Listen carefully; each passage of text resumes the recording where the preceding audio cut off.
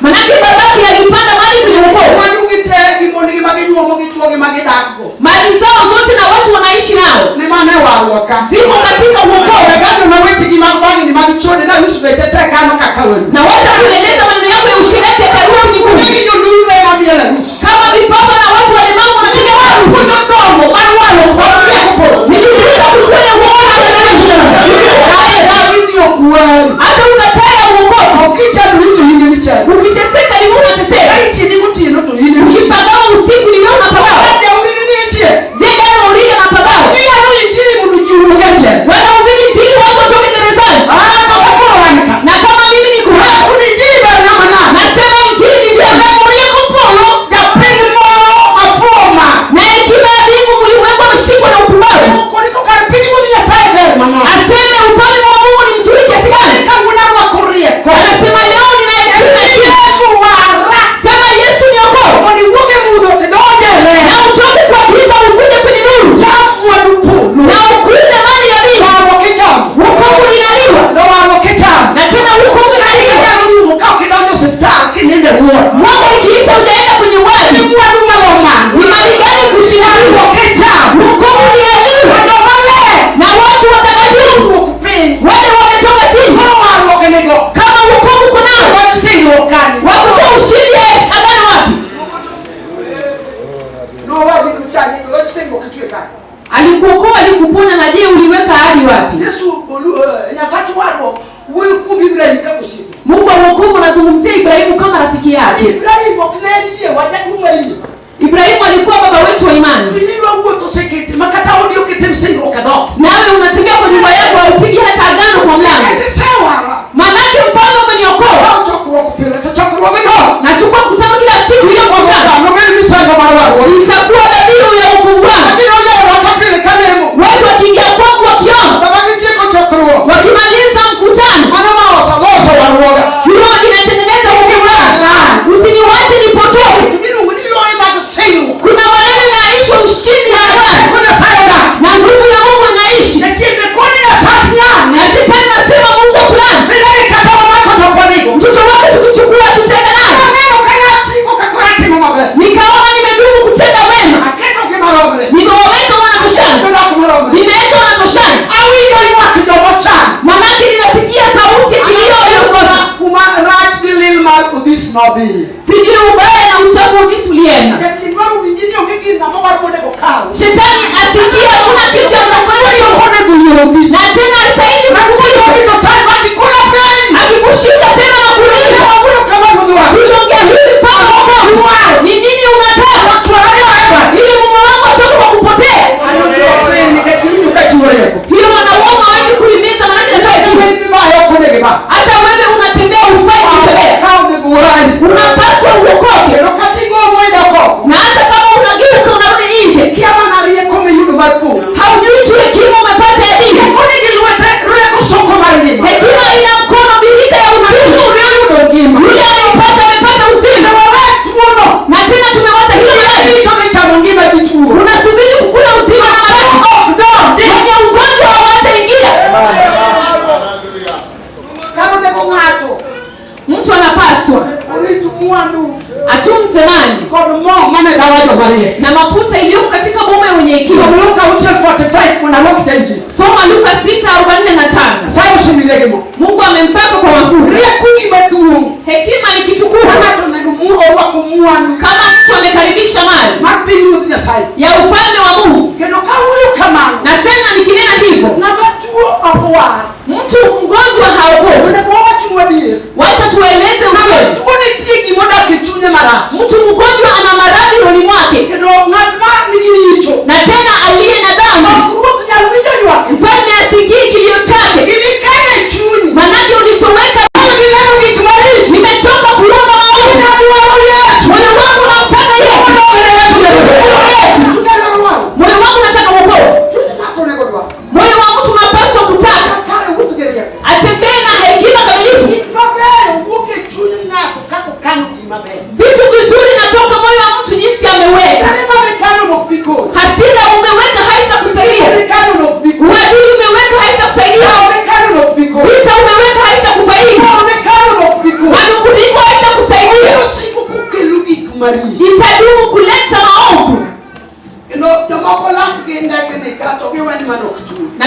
nyoyo za wengine zinatingika, wanadhani sio maradhi. Anasema na wingi ndio katamo reli. Wakati nilisikia sauti ya Roho nilikataa dhambi. Lakacha no sengirore mobilo nindo kama tendo dongi jimo make mate. Meno yangu ilikuwa imetoka ni kama inataka kutoka. Alolo ndo kawa nikibirudi na left kacha kwa mama Pamela. Ilipata tulikuwa na marudi deleta kina mama Pamela. No, lakani na hili meno langu haka no seni ndo makata chimo kwa ndani. Jinsi ililala haingeweza kukula. Uchimuruka chio. Siku moja nikiamka, watu manakani chunya marundu re chunya sama sama yetilo. Neno niliweka rudi mwangu ikiongea nami nikiweka kwa chakula. Nikapata imefura. La kauput. Meno imefura. Chakula kujiditi jahe. Na watu wanaenda kwa mkutano fulani. Naonge go. Na sikuwa na mhubiri. Bishop Manangi, Bishop Manyala. Nilikuwa na askofu Manyala. Ndio kama. Na alienda kuhubiri mahali. Kama yako na tibiru winyo ndio kapunji. Mwenye hekima kidogo anasikia sifuri. Mimi yako wakati yuko ndiye pengo mbaya. Na kupea hekima kipatikana kwa ndicho kadua. Unasema tukao wapi Yesu Yesu. Akonga unda na vipunja na. Nasema leo je nitafunza vipi? Nikaenda kwenye kioo. Moyo unaniambia jinsi mashavu yako imefura. Ndivyo moyo wako ulivyo. Na moyo wako ni mbaya.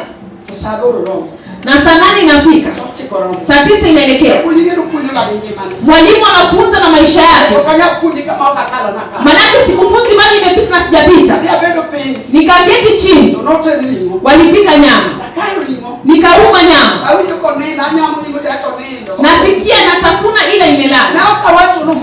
Sikusema ing'o. Imani ikanivisha yenye nguvu tunafunza kuokoa. Nikalishika mali imetaka kuanguka. Nikasema meno yangu na urejezi. Na tena usifure tena. Na usitingike tena. Nasema nini?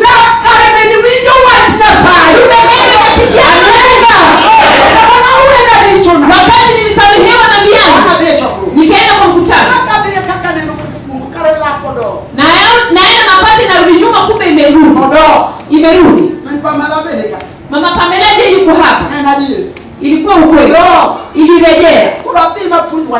Nikaenda kufunza neno la Mungu. Nikimaliza nikarudi. Baada ya mwezi mmoja, nikachukua soda na fungua na meno. Napata meno yangu imekuwa. Imerudi haijatoka hivi. Tunatembea nawe unabaki kipofu leo. Meno yako ilitolewa kuja Mikadi iliyoko kwenye inatoa machungi. Wakati machungi na inatoka kwa damu inaishi. Nitauliza wangapi wanaugua meno? Wako hapo nadhani hawa.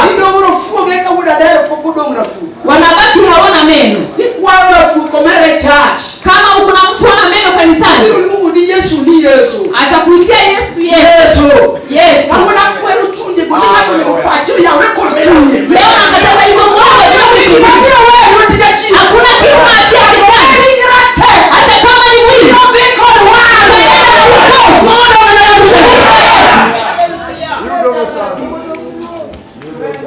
Wow. Wokovu. Unagumza na ukimwi ni ngumu aliweza kutoka. Na ule anafanya ushuhuda amebaki binadamu. Miezi 3 waishi kama hujahara. Saa zingine unatupa unataka tutembe nawe Bwana asifiwe. Ni ugonjwa gani ni baya? Mali naishi kwa boma gani?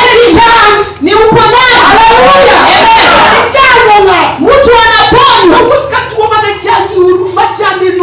Anatembea kama maradhi imeisha. Ilifanya watu walikuwa natupiwa madawa, walisema tumepita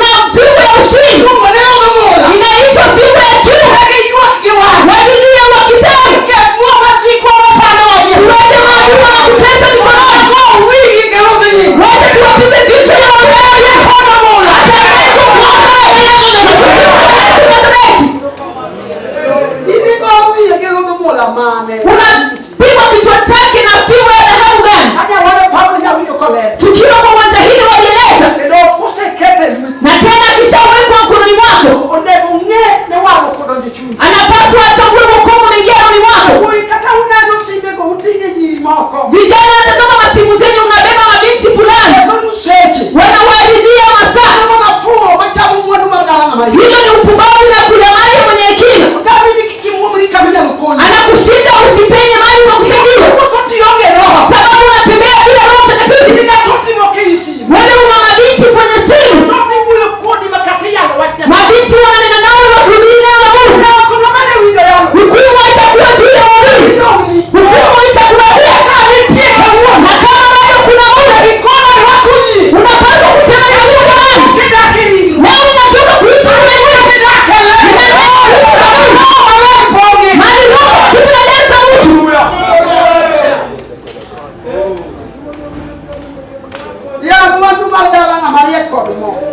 Ule mali ya mwenye hekima na mafuta. Upumbavu inashinda mtu, anaweka vitu za upumbavu ndani mwake. Na hata kama njaa na dhiki imekuvamia hapa jijini, utashinda vipi bila hekima ya mbingu ndani yako? Kama wokovu walikuwa haitaingia. Nilisema wokovu ikiingia na kuna nguo moja.